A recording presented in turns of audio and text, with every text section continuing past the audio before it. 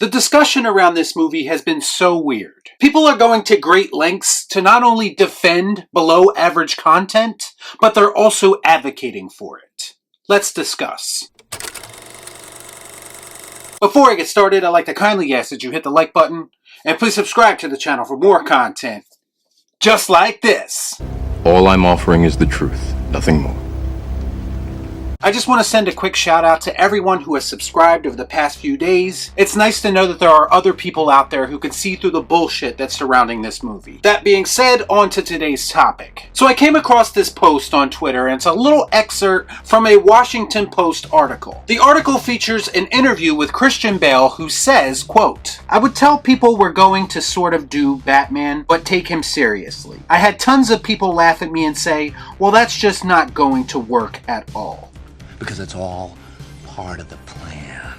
Now obviously this was pre-2005 when he and Nolan were gearing up to bring us Batman Begins. So what does this tell us? Well, it tells us one thing. At this point, there was still a very clear stigma around comic book movies. That stigma being that they couldn't be taken seriously. And this is most likely due to where the genre was at this point in time. Not only did movies like Batman and Robin set the character of Batman back a few years, but we also had many other campy comic book movies. So that influenced people's perception of these movies, and they looked at them as nothing more than a joke. That's right, it stinks!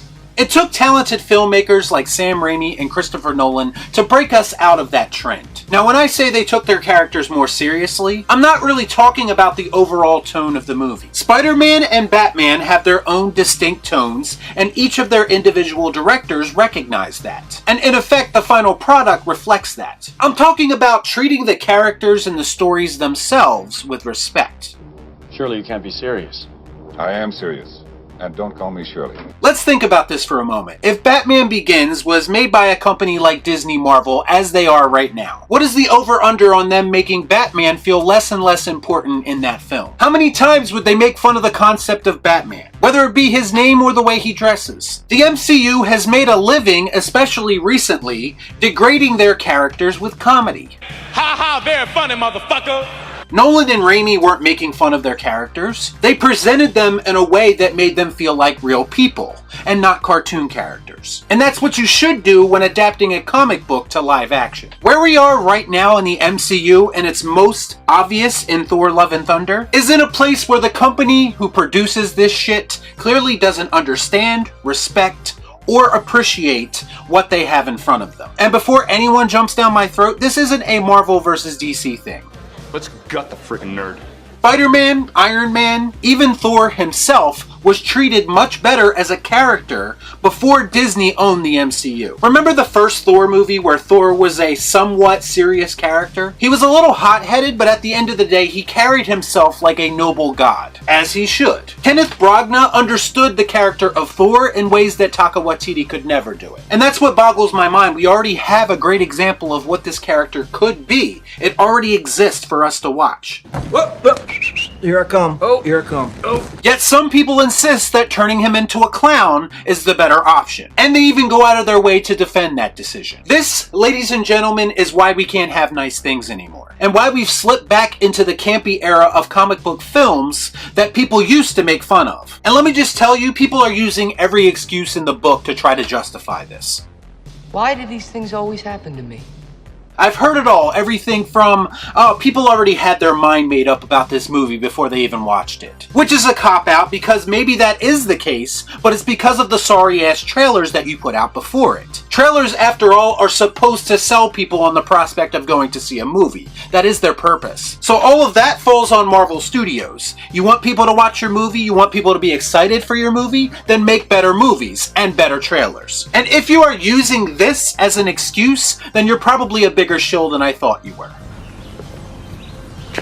That makes sense. Maybe you had your mind made up that you were going to like this movie no matter what. Toxic positivity strikes again, and yes, that is a real thing, it's just people don't talk about it like they should. It's so bad that even the YouTubers who were trashing the film initially are now starting to backtrack. I guess for fear that they might upset someone and lose some subscribers. When did we get to the point where people became so spineless that we can't even speak honestly about a fucking movie anymore? Stop being a bitch and come on! So I think the movie review community should take a lot of blame for what's going on right now also. My philosophy has always been either say it with your chest or don't say it at all. And then we have the apologists, the people who say everything from, well, it's a comedy. Like this person who says, don't go in expecting a groundbreaking work of cinema, just shut off your brain and enjoy. Anytime a person tells me I need to shut off my brain to watch something, that usually doesn't bode well for its quality. Whoopie fucking do. Hey, I'm impressed. Now listen, I love brainless entertainment just as much as the next person. But again, when you have a company with unlimited resources and a wealth of source material to pull from, and they can't seem to adapt their own characters properly, pardon me, but why aren't they producing groundbreaking cinema? Why even bother making something if that isn't your final goal? And then we have more apologists, some people saying, well, it's for kids. For the kids. Really? In what other situation do you know that a franchise started out as mostly for teens and adults, like it was in phase 1, and then somehow devolved into being just for kids? So jokes about cancer and child abductions, as well as orgies and Thor's naked ass, that's all for kids? Let's say for a second that it is geared towards kids, as disturbing as that sounds. Is it too much to ask for them to produce something that appeals to everyone? Steven Spielberg himself made a career out of doing just that, appealing to people on many different levels. And why is it bad for a grown-ass adult like myself to think like an adult and demand better for these characters that we love? Goddamn right, that's the only way I work, Cap. This is all a lazy-ass cop-out argument and you all know it. And for every person saying that it's a comedy and you shouldn't take it too seriously, you also have people trying to tell you that it has deep emotional themes littered throughout it. Let me be very clear, I don't believe there's anything deep about this movie whatsoever. Just the fact that we have people desperately trying to defend this movie with contradicting rationale should tell you everything you need to know about it. That being, it's just as much of a mess as most of us rational people think that it is. Man, I'm tired of being right.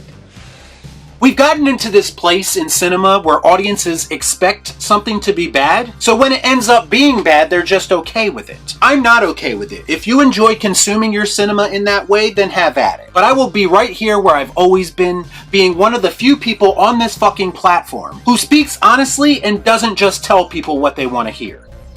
I don't give a fuck.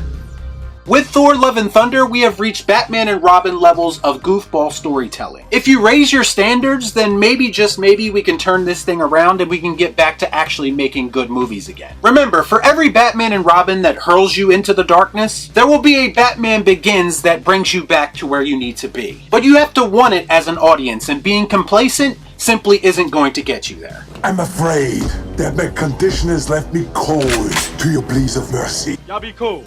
Shut up.